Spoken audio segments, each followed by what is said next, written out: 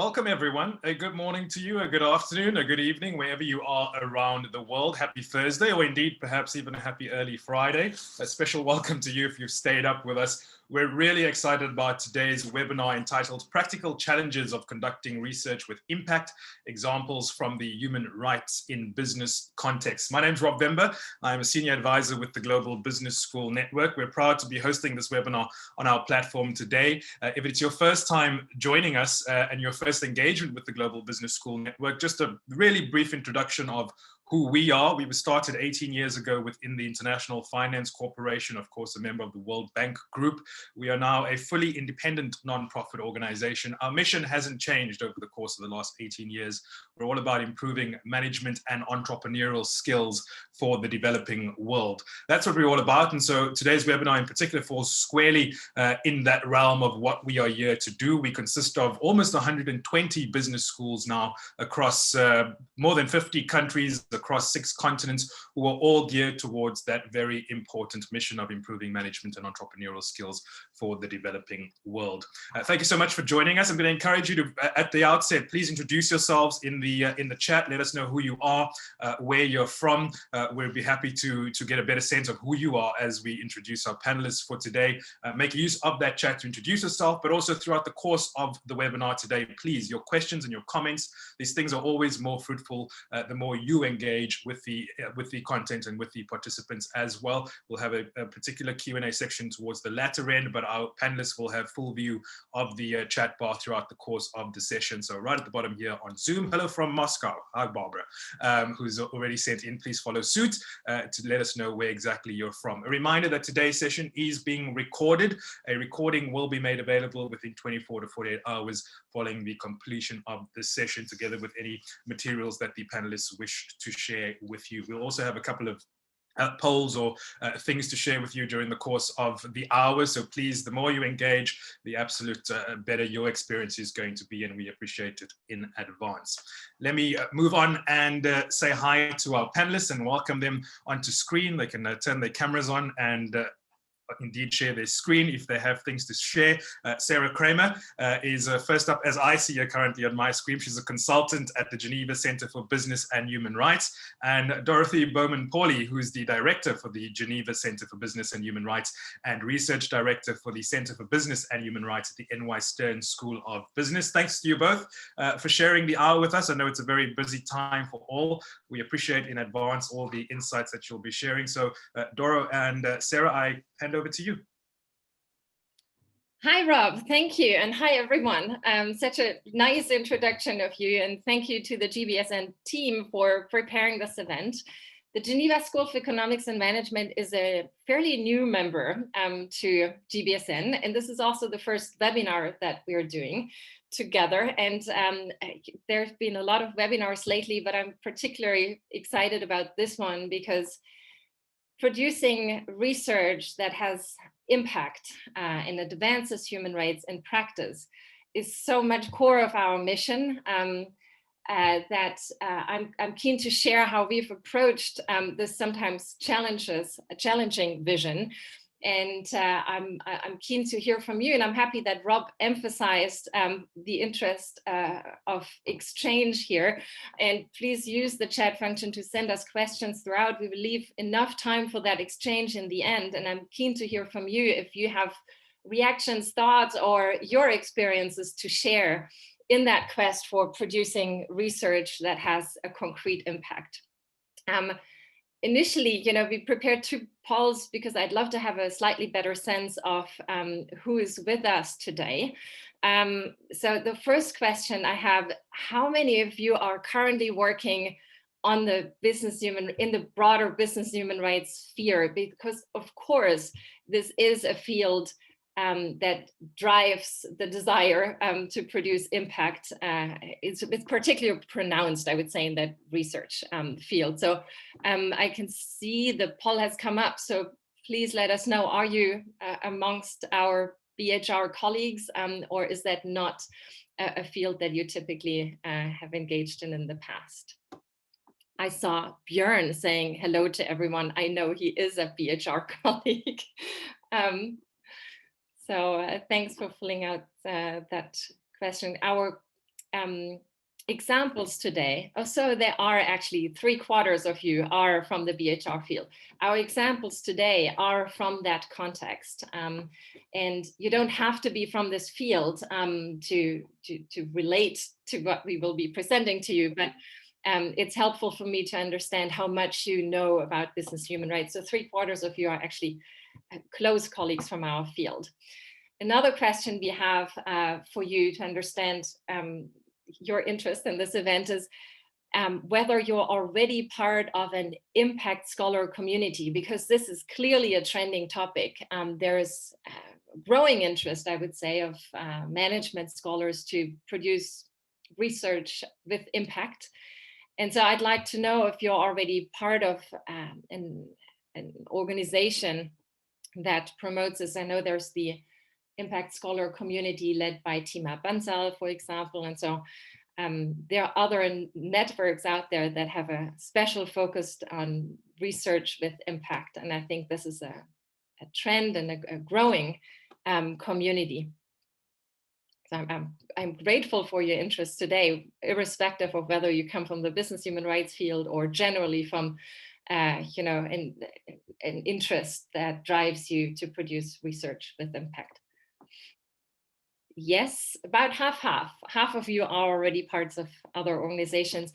So seeing this, it's great. Maybe in the last bit, when we have time to interact, the ones that are part of other impact focused communities, maybe they can speak up and also see how we could link to them, because I'm keen to learn from others. That's why we set up this this webinar as well. So my colleague Sarah, who I haven't introduced yet, she's with me today, and I've been working with her in the context of NYU Stern starting 2 years ago. And she's been with me on this particular project that we have conducted on the sustainable sourcing practices of cobalt from the Democratic Republic of the Congo. She's been with me from the beginning, and she's worked with me on the substantive research parts, but also on the many practical challenges that we experienced throughout. And we will use this research project as the illustration of a methodology that we've developed to design research with impact. So the impact focus is built into the research design from the beginning. The mission of the Geneva Center, as you can see up here on the screen, is very much aligned with the mission of the NYU Stern Center for Business Human Rights, and the project that we will use as the illustration today was a collaboration project between those two centers. I'm part-time in Geneva and part-time in New York, so 50-50. And Sarah initially worked with me at Stern, and then I hired her in Geneva. So we both have a split appointment. This is our team in Geneva. After all, this was an invitation to the new GBSM member to the Geneva School for Economics and Management. Currently, we're the first human rights center on human rights in Europe, fully institutionalized. And here you can see our team. We all work part-time, so this looks bigger than it actually is. But it gives you a sense of who's behind this. And at the Geneva Center, we have different focus areas. So we look at human rights challenges as industry-specific challenges, and we currently work in different industries on extractives, agriculture, finance, education, and security. The education bucket is really closely aligned with GBSN as a core partner in advancing human rights and business education. And since last week, also with the Principles for Responsible Management Education, where we have relaunched the working group on business and human rights to make sure that the type of work we do also becomes part of education. So if that's of interest to you, you can also reach out to the GBSM team or to me directly to indicate that you would like to become part of that business education focused work that we do. But today we will use the project that we have led in the extractives focus area as the illustration for how we hope to design a research methodology that builds impact into the process from the start. Next slide, please. So here you can see in very broad strokes the methodology as we have set it up. So like all good academics, we start with a diagnostic part, which often starts with desk research and pulling together everything that's out there on a given research question. But our research question is already driven by very practical interests, in that we're not starting out looking for a theory gap, as many other researchers do, but instead we look at what do companies need today to navigate business and human rights, an interest to grow their business, at the same time conduct business in a principled way. And there are more and more business and human rights challenges, and so we pick up those practical challenges and bring them as a research question to phase one, which is mostly a diagnostic phase, where we can start with desk research, pulling together everything out there from academic articles, but also civil society reports. And we want to understand what different perspectives have to say about this specific problem. And in phase two, we're then subsuming everything we know and arrive at, we analyze what's out there, and we arrive at clear recommendations for companies and policymakers to move forward. And that first phase for us always includes seeing with our own eyes. So typically it includes field visits, interviews, engagement with people that are on a day-to-day basis concerned with the problem in question. And the analysis is then put into a report, so not in an academic publication, but in a report that is written in a language that we hope is accessible to a broad group of stakeholders. And it concludes with clear recommendations, as I said, for policymakers and companies to outline a way forward. So academic publications sometimes have a section on practical implications, but I don't think I've ever seen such clear recommendations for what to do in an academic publication than the one that we have included in our report. And this is a model, the diagnostic and analysis part, and writing reports with such recommendations, that I've certainly learned and evolved over my initial years with NYU Stern, where I think over the course of the past 8 years of the NYU Stern Center for Business Human Rights, we've published a total of like 15 reports or so on very different practical industry-specific business human rights challenges. In phase three, we then engage with key stakeholders that can make things happen, that can pick up those key recommendations from our report and put them into practice. So we are not an implementing organization in any way, but the publication of our results, I consider it as the end of the beginning, in that we now know enough to have a vision for the way forward. And now we want to make sure that this vision is being put into practice. So that's the engagement phase, where we then try to identify organizations that can carry that vision forward and put it into practice. It involves engagement with companies and others. And then, of course, we don't want that our insights get lost, but it should help the next generation of leaders to come better prepared to manage future business human rights challenges. And we really want to bring our insights back into teaching.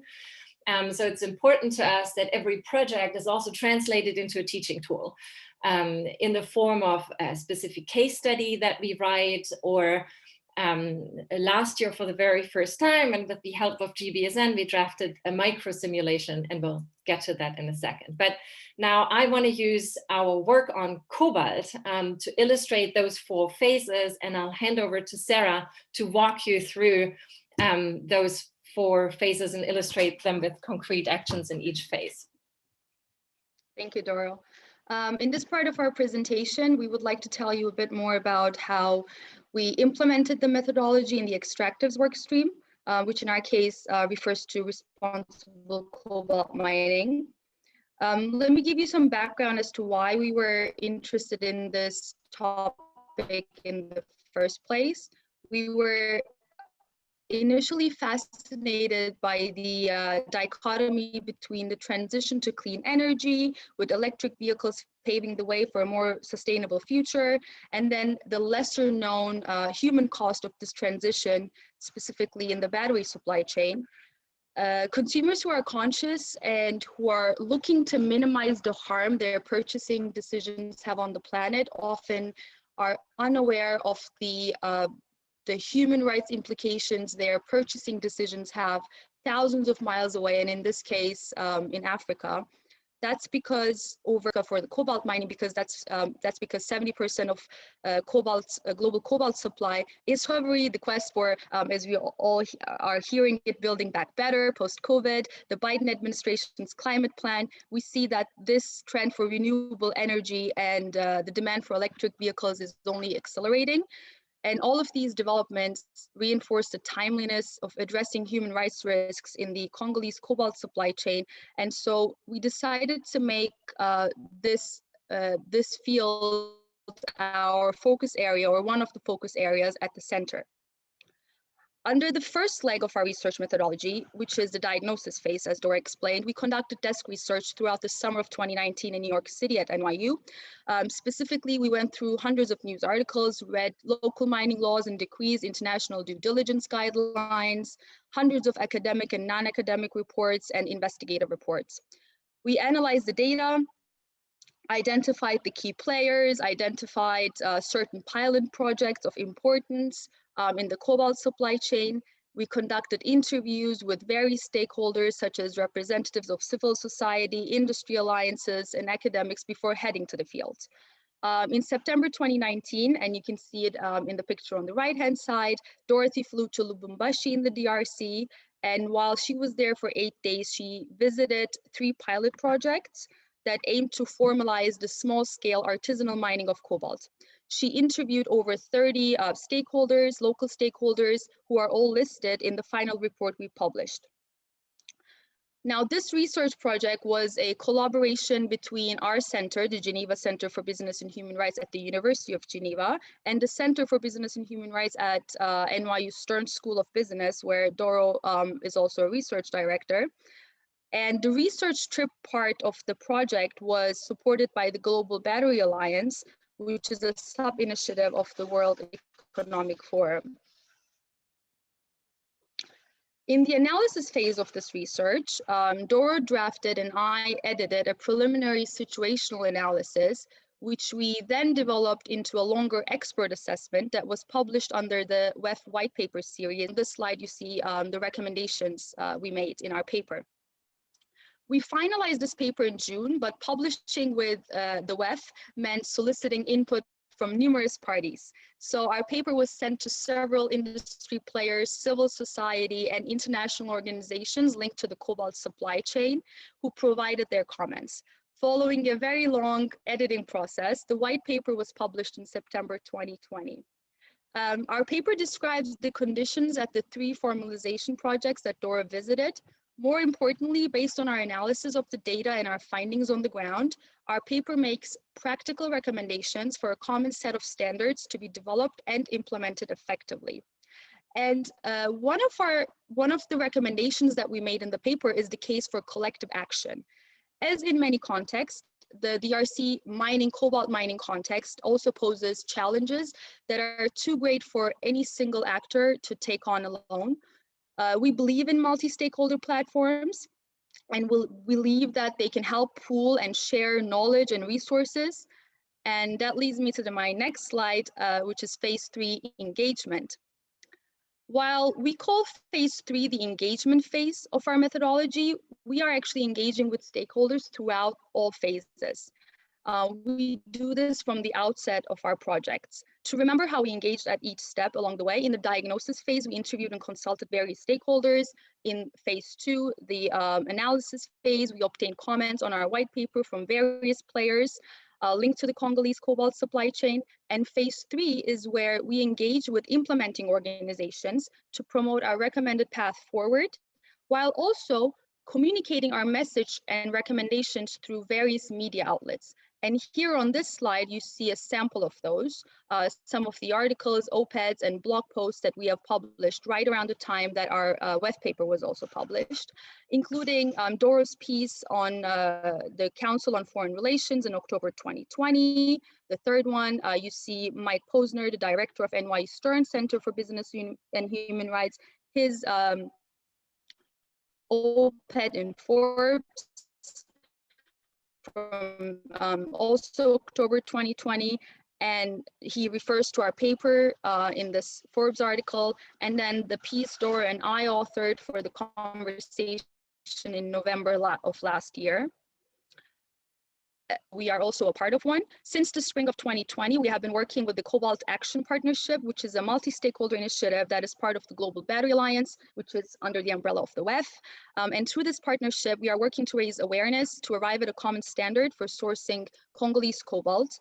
And that is in line with the DRC's local laws and standards and strategies, as well as industry and consumer expectations.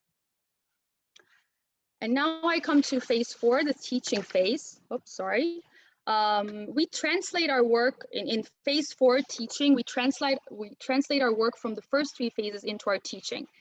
Dora teaches an undergrad course on business and human rights at the University of Geneva. She will also teach a graduate class in the newly announced Master's in Responsible Management degree, which will be offered under the Geneva School of Economics and Management as of this September. She is also often invited to teach cobalt in other classes. For example, she will soon contribute to a course on global strategy at the business school at the University of Geneva. Also, on the right-hand side, you see the book that Dora co-authored with Justine Nolan of the University of New South Wales, and there will be a second follow-up volume to this textbook on business and human rights, which will focus on implementation challenges and also feature our cobalt research as a case study. One other new activity that we are launching under phase 4 teaching is a business and human rights clinic, which will be the first human rights clinic at a business school, we believe globally. Starting from the fall semester this year, we will have students who are enrolled in this clinic take on real concrete human rights challenges that one of our co-founding companies is currently facing. And that challenge could very well be linked to the extractive sector, depending on who the supporting organizations are in that specific term. Dora also opened University of Geneva's spring semester less than a month ago. The opening lecture, for those who don't know it, is a very prestigious event for the academic community in Geneva.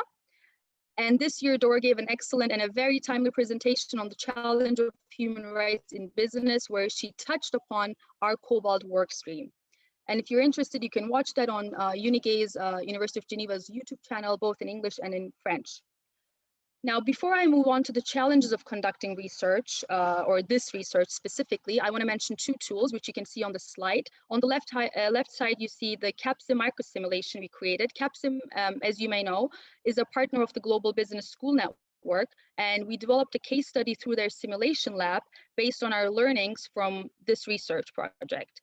We will have 130-something students this semester who are taking Dora's undergrad course, go through the simulation, and they will be put in the position of a CSR manager in a mining company, and the simulation will ask them to make decisions under various challenging circumstances by providing input, news articles, etc., throughout the simulation.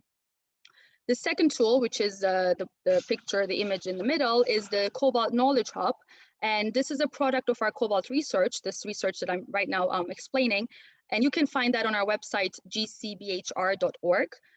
This hub compiles over 80 recent academic and non-academic reports and papers relevant to cobalt mining and the battery supply chain.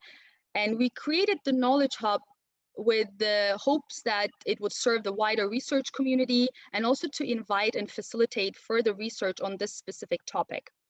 I'm updating this knowledge hub regularly, but in case we missed a publication, it's not there, please send it to us and we will include it. Now, the reason why I'm focusing on the phase 4 teaching part is, and why I'm mentioning all these different tools and the ways of integrating our research into teaching, is to underline the various methods we at the center use, and the various platforms we use to convey our message. So we engage not only with government representatives, local communities, companies, industry alliances, civil society, and academia, but also with business students who are tomorrow's business leaders. And that was also part of our mission statement on slide 2. By exposing students to the findings of our research and having them listen to and discuss our recommendations on how to respect and integrate human rights into commercial operations, into the supply and value chains, we generate the impact in the long run through future business leaders. We empower them with the vision to develop sustainable and sustainable business models that create value for society and business. And here on this, my last slide, not on the last slide, but my slide, I'd like to also talk about the specific practical challenges we had to tackle when we were conducting our research in cobalt sourcing. The first practical challenge was setting up a research project that is independent. So as I said, the research trip was funded by the Global Battery Alliance. And even though we could easily pay for the expenses from our own budgets, asking an alliance under the WEF, ensure that the WEF was invested in this, that they would take it, they would push it through till the end. And yeah, you know, the reimbursement processes, also the steps that we had to go through to get funding through a university, the directives that we had to comply with, all of that was a lot of bureaucratic steps. But this symbolic payment that came from the WEF was very critical for our output. If this had not been a WEF product that they had ownership of, then they could have easily pulled out of it. So, and in terms of setting up the research, there were also other challenges, such as, especially regarding the field research. For example, there was the lengthy visa application process that Dora had to go through, the concerns around security during the trip, and requesting an exception from the university, for example, to their security guidelines. And there was also escalating violence at the time in the northern provinces of the DRC. So it made it all complicated, and these were all challenges. Then the second major challenge was the extensive editing process. As I mentioned, we submitted the paper in June 2020, but it took another 3 months to publish it. We strategically chose the World Economic Forum white paper series to publish under because it allowed us to reach the right audience, right? The business world. But we didn't know that the editorial stage would be a collective process involving 12 different stakeholders, or 12 different parties.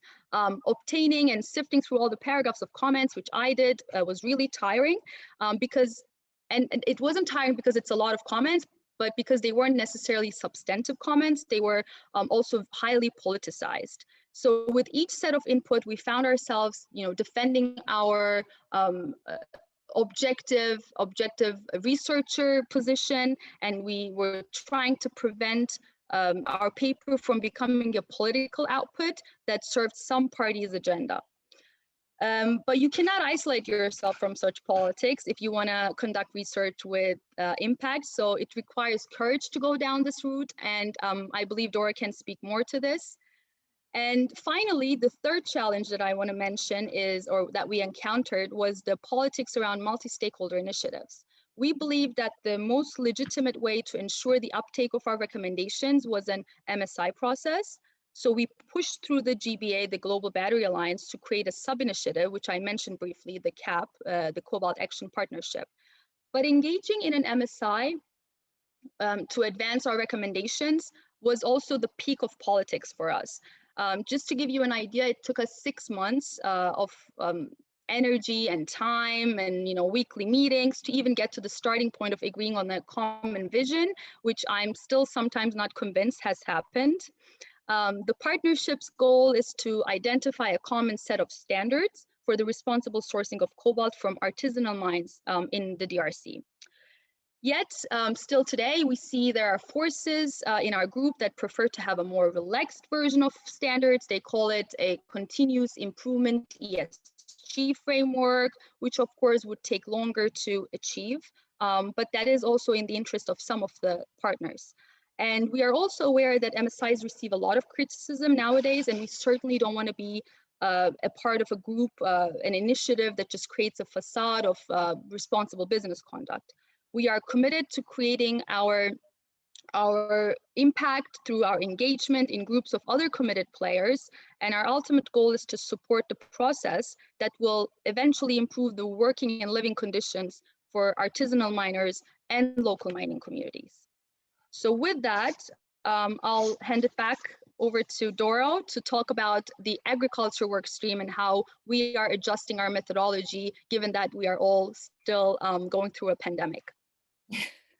Sarah, thank you so much. This was really comprehensive and fantastic, but I do want to offer a couple more comments on the previous slide. Go ahead. Because up to this slide, you know, going systematically through the 4 phases that we have identified as critical for our research with impact quest sounded for sure really idealistic and really smooth. But I'm most grateful that Sarah was with me throughout the entire process, because it's been a tough ride. And I really don't want to gloss over that. And, you know, ensuring research independence, you know, which Sarah spoke on in this first bucket, just setting up this project in a way that allows us to conduct our work fully independently, yet in collaboration with partners that can open doors to us in the form of accessing partners that otherwise would not speak to us was absolutely important. And indeed, we set up this project with the Global Battery Alliance, having in mind, you know, that this is the way to have access to key industry players, but then also be able to publish in a white paper series eventually that reaches those players again, so we can mirror back to them on our insights. And research independence, if you travel to the Congo, is always somewhat compromised, and that, yes, you need the invitation letter from a company, ideally. You need, I needed a driver who also doubled as my security guard. Someone else had to make the hotel reservations. And these were not just, you know, side notes to how do you actually get there and how do you get to speak to people on the ground. I interviewed female miners. I think the gender aspect of mining is completely underexplored, and they don't speak French. So I had to use someone to help with the translation. And so there were a lot of practical challenges also as I was on the ground to actually answer our research question, namely how can companies set up sustainable sourcing practices from a very challenging context, namely the DRC. You also engage with government actors there that, you know, the DRC is one of the most corrupt countries in the world, and they tell you all kinds of things. On that picture, you actually saw the governor of Lualaba province that immediately took me to a construction site and explained the big plans he has to me, and everything you hear needs to be taken with a grain of salt.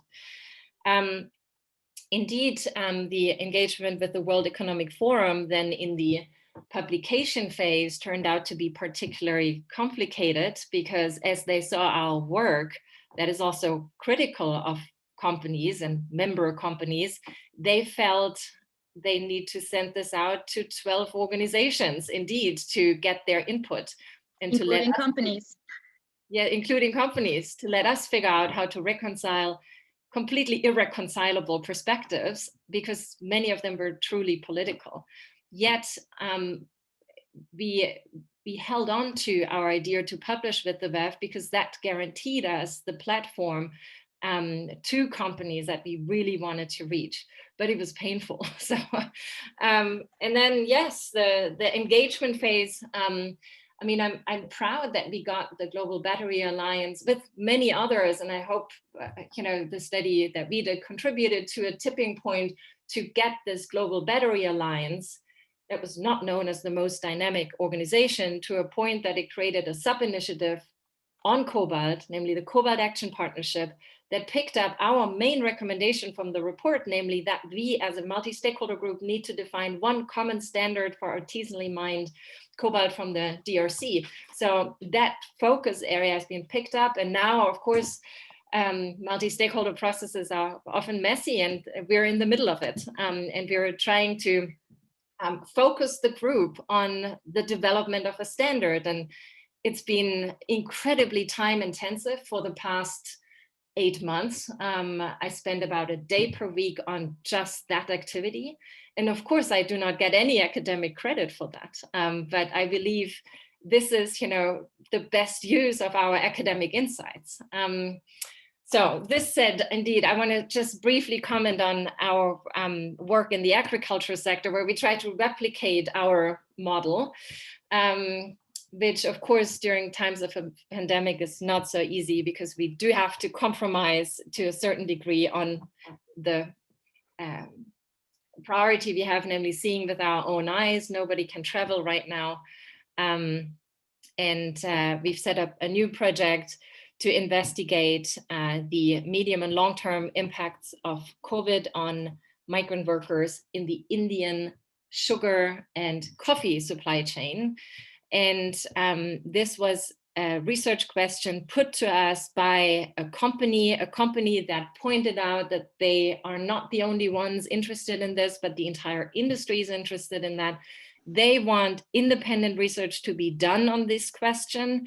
They would like to better understand how their sourcing practices impact human rights in the coffee and sugar supply chain in India, particularly during this pandemic. And they brought in another company immediately to co-design the project with us. They put some money behind it and said they would actually pitch the project to larger industry consortiums so that other companies would join. And we took that on because we saw the timeliness of the request, and we also saw the interest of this one company, and I can tell you it's Nestlé, to bring in many others to pitch in. We started with Nestlé's funding, and the consortium funding hasn't come through yet. So currently we're starting a project in module 1, which will last 6 months with one company only, and I don't think that's ideal. I would have loved to start with the 2 companies that co-designed the project with us and then bring in many others, and that hasn't happened yet. But for the sake of timeliness, we wanted to get started, so we started, and now I'm uncertain whether the consortium funding of companies will actually come through. Second practical challenge we are experiencing in this project is, of course, that we cannot travel to India, but we knew that as we accepted to work on this research question. And to make up for it, we have now created, thanks to contacts of GBSN and Prime, a mini research consortium of local academic institutions in India to help us and support the research with puzzle pieces of knowledge that we may not be able to get from here or from the interviews with company representatives. And then another practical challenge in this context is that in the interview process, we realized that industry players in the same industry often don't know what each one is doing. And in a recent conversation with Coca-Cola, we actually learned that they have conducted this exact project just in the past few weeks on the sugar supply chain. So not on coffee, but on sugar. So it was sort of a case of, well, Nestlé was interested to kick this off and lead, not understanding what another key industry player is already doing. And so one key recommendation might be to actually team up. So that different practical challenges and the 4 phases, as neat as they looked as we started this presentation, are always quite messy in practice.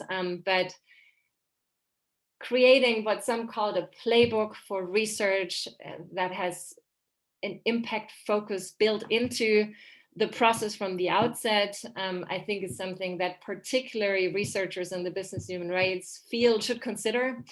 And although it's often painful and a lot of portions of the work don't get you the academic credit that many of you need, neither in the form of the type of publications we do. I mean, I've written so many op-eds now on the cobalt issue.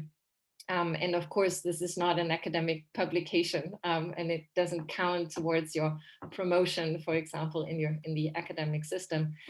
And the time that I have spent in the Cobalt Action Partnership, this multi-stakeholder initiative, there are no academic incentives for doing this, but these are the portions that certainly drive my motivation for being in this world, and starting out with research to derive robust recommendations, but then not drop the ball and not end the process with the publication. But this is where a second phase truly starts, and this is, I think, where you can push together with many others, a field to a tipping point so that practice actually adopts different practices. And so that's been our experience, and I'm keen to hear from you how you've addressed the challenge of designing research with impact, and if you have recommendations for us for how to do things better, or what else we could consider and integrate to improve our processes. I thank you, and I look forward to hearing from you. So I want to thanks so much, Doro and Sarah, and I want to remind everyone to please post your questions and your comments, as many of you have been doing in the chat section. And I'll jump straight in with one or two as you continue to submit some more. This is from Bjorn, who's wondering to what extent and to which extent you're not doing the job that companies should be doing by themselves when they carry out due diligence. Hi, Bjorn. So we are offering a radically different perspective. This is not consulting work for companies. And I think our research results speak for themselves, and that they're not very comfortable for many companies. I mean, we really hold their feet to the fire here.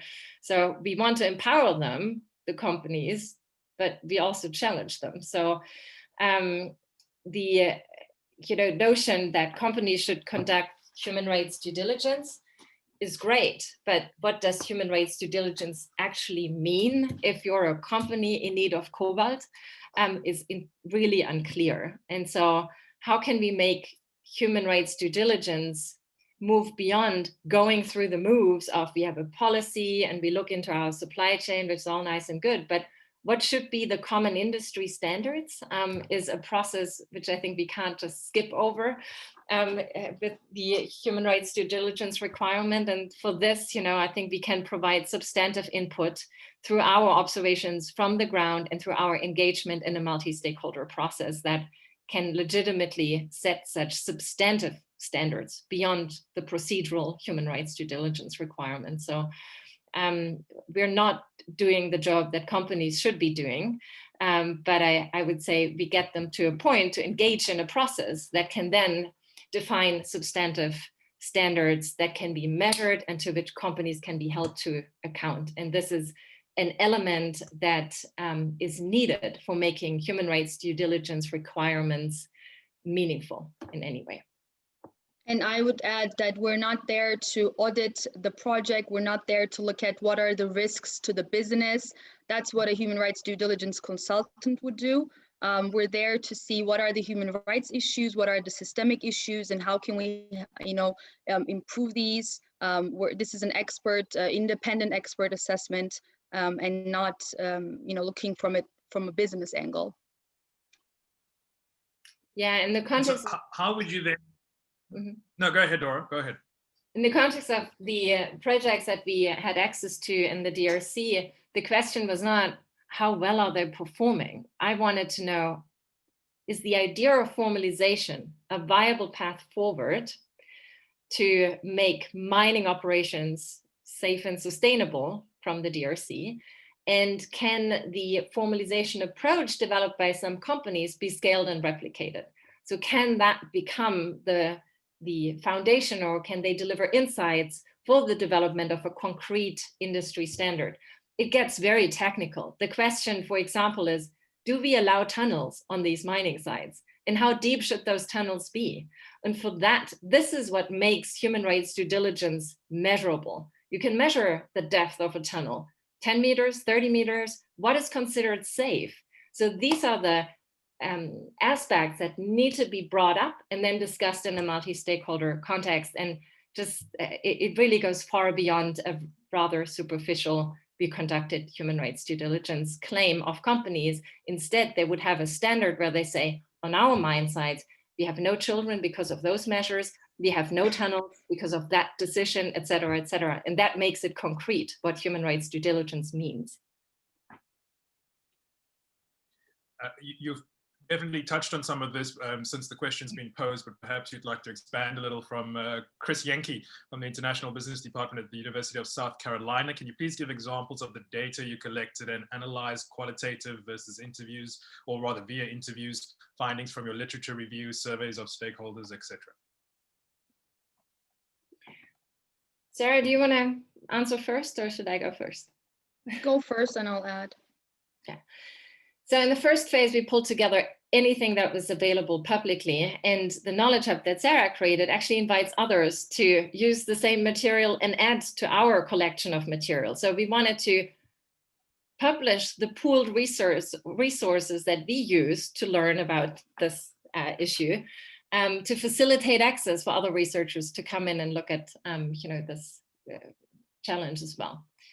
And in addition, we conducted, before my trip, a number of interviews with industry and civil society organizations to actually arrive in the field well prepared, of an understanding of where the front line lies in terms of, there were big differences between companies and how they saw responsible sourcing from the Congo. Interestingly, big differences, between companies that all claimed to source responsibly. There was Glencore that said, we source responsibly, but we don't allow for artisanal miners to be part of the process. There was Trafigura and other companies that said, no, we understand artisanal mining as a fact, something that we can't just close our eyes over in the DRC, and we need to find solutions that come with that portion of the industry. And the qualitative data really helped us to go into the field and then ask much more interesting questions, I think, to people on the ground. And coming back again, we had another round of interviews, sort of debriefing from round one, often with the same companies again. So Glencore I interviewed before I left and after I returned. Interestingly, Glencore has now turned around 180 degrees on their position in artisanal mining. They always denied that they have artisanal miners on their sites, but I also sent them a couple of photos I took of artisanal miners on their mining concessions. And I said, you may not like this, but this is happening. And I think many others did so too. And now they're actually part of the Cobalt Action Partnership to develop common standards for ASM. So there's a concrete, impact, not because of us, but we also asked those questions to them and had a before and after interview in a way with them. And I think that maybe reached for them, company internally, a tipping point where they reconsidered their position on ASM. So those engagements and those interviews, I think, are already part of the impact creation as well, because you develop very personal relationships with some of your interview partners. You try to understand their position and, reflect with them on what others have said. And for me, this was certainly incredibly interesting, but I'm not sure if I fully answered your question. I can add a few things. So we also looked at not every single, but a lot of different news articles from different resources, different languages. We also looked at, for example, the price, the demand relationship, some quantitative data. We understood, for example, from the demand versus the price of cobalt, that there was something called these, what do we call them, Dora? The demand that basically the miners moving from farming to different minerals as the price of, sorry? Swing capacity. Exactly, that's the term I'm looking for. The swing capacity of miners all depended on the price, and we established those interrelationships. So yeah, those are like some other things that we looked at. Hundreds of news articles, different reports, different investigative reports, obviously Amnesty International report from 2016 and the follow-up of 2017. We looked at different projects. There were, for example, a lot of innovative projects on blockchain, but we specifically left that out because traceability was not our focus area in this research. I'm just thinking what else, but yeah, I think that's what I could add. Maybe just another vignette of, where I saw change happening after Mike's Forbes piece, which actually asked Tesla to come to the table of that multi-stakeholder consortium.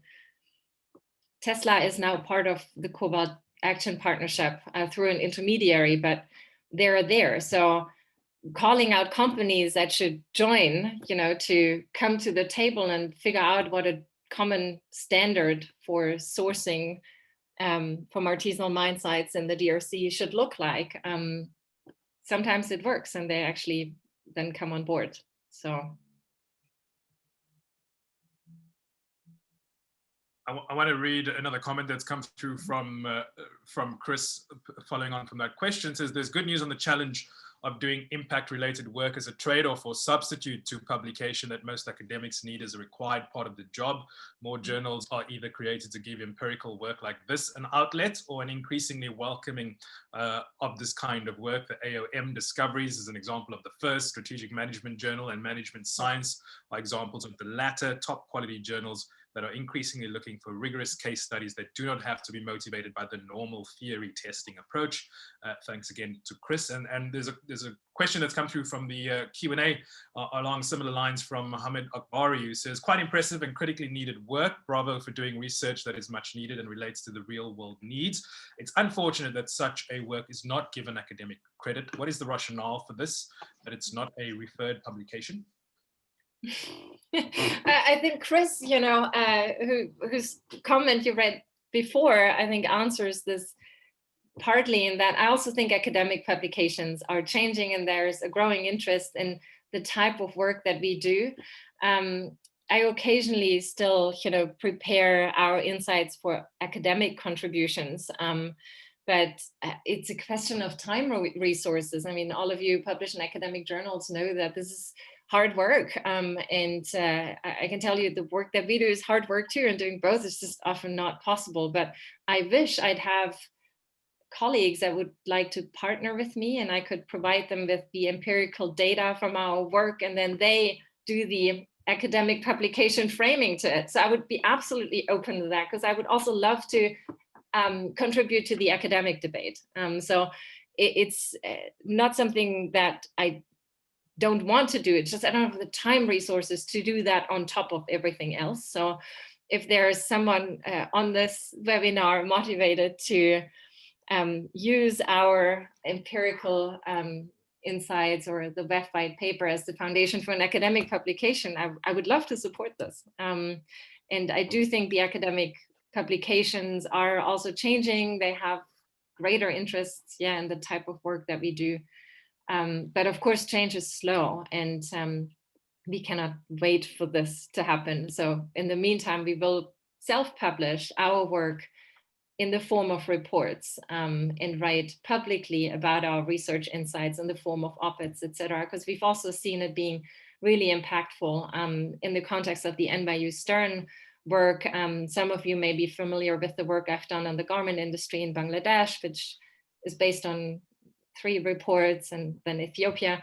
My colleagues at NYU have published extensively on the role of human rights in the tech industry. And so these reports are cited by journalists, they are read and taken notice of by company representatives, and we've had fantastic, interesting engagements with company representatives that did reconsider, in some cases, their positions and wanted to work closer with us and engage more with us to understand what's at stake. So, and yet I do want to emphasize this is very different from a paid consultant role, because we are not getting paid for these engagements with companies ever. And I would also like to add that our World Economic Forum white paper was referred to in an academic paper very recently. So there is, references in the academic world to a paper like ours that is not academic. There are a number of questions of interest. Sure, just quick moment, the Bangladesh reports from NYU Stern are actually widely cited in academia, so. There are a number of questions of interest regarding the nature of the kind of multi-stakeholder engagement. Alicia says, do you have any wisdom to share from all of your experiences about the best practices when engaging with stakeholders? What about private actors in particular? Any advice on gaining access to businesses to do impactful business and human rights research? I don't think there's a one-cut-all formula for those engagements. I think in those engagements, it always has to be clear that you're not paid by these actors in any way, and it's actually important for many of them that you underline your independence, and that makes your arguments a lot more credible. And in the multi-stakeholder setting that we are currently in, I think there are many commercial hidden interests actually at play, and we are certainly unpaid for this activity, and that gives us a different weight, in our arguments, and I think that's really useful. However, of course, we also, the Geneva Center also needs funding, and it creates challenges for us to figure out a funding model that is acceptable and does not touch our academic independence. It's certainly something that we are adamant about, yet it's in practical terms difficult. I'm very mindful of time, because I know Doro especially is running between classes, and we've got about 2 minutes remaining. There's a question from Samantha who says, very interesting point, Doro, about how Glencore changed their position on artisanal miners. This is something that NGOs have been working on for many years, and yet the relationship between artisan miners and mining companies has remained fraught. What makes the work of academic research center different in driving change? And has the work of NGOs before that perhaps carved a space for change now? So the difficulties that companies often have to engage with NGOs, because it's almost like they're pulling up walls, between those two entities, and it's harder to engage. So academia has a huge advantage in that it's a more neutral platform to reach out to very different stakeholders with an interest to establish facts, and then synthesize. And that neutrality, I think, is important in those conversations. And it makes it much easier to engage with companies with the premise to be constructive and support them in the development of sustainable business models. I mean, that's the premise of our work at the Geneva Center. We don't want to do naming or shaming. There's a role for that too, and that's what some of the civil society organizations do. But we're sort of in the middle, where we say, no, we want to, establish the facts, and we may refer to a civil society report and saying, well, actually, the entire cobalt work was kicked off by a 2016 Amnesty report that really got the attention of many companies to realize we have to do something about these issues. But then what to do about it, this more solutions-oriented engagement, they often have no one to turn to. And I think academia, can be helpful here. And after all, we're at a business school, we're management scholars, and if framed the right way, I also think these human rights challenges are solvable business management challenges. So in that spirit, we're engaging with those companies to see how can we support them in the development of alternative business models.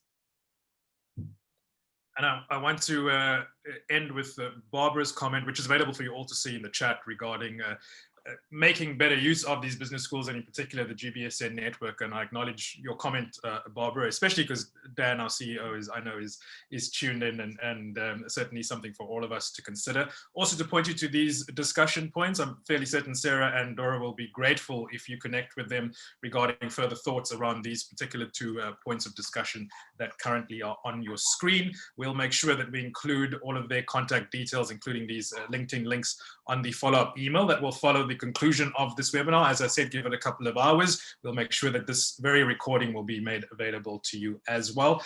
Sarah and Dora, thank you so much for your time, your efforts, all of your hard work and your research that you've put into this, and we look forward to many more similar fruitful discussions and dialogue.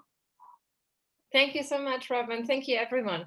Thank you. You're most welcome. And thank you to all of you for joining us again today. Make sure that you log on to gbsn.org. It's just over my shoulder in case you missed it, to find out about more of our upcoming events and webinars along similar lines, including a whole host of others as it relates to the Global Business School Network. Enjoy the rest of your morning, afternoon, evening, wherever you are around the world. Take care, everyone.